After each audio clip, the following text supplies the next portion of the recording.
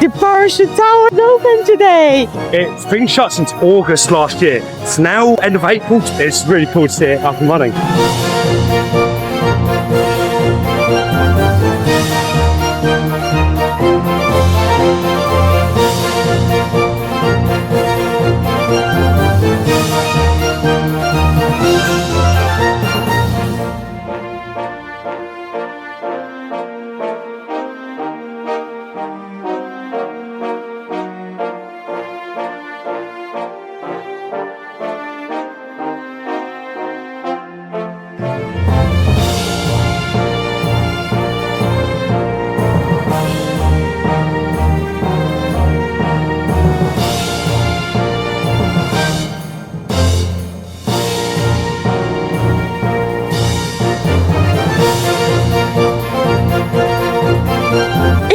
Actually better than I was expecting. I love it. I love it for a family drop tower, and I think it's perfect for this park that has a lot of family, a lot of It kids. looks amazing as well. Yes. So well themed.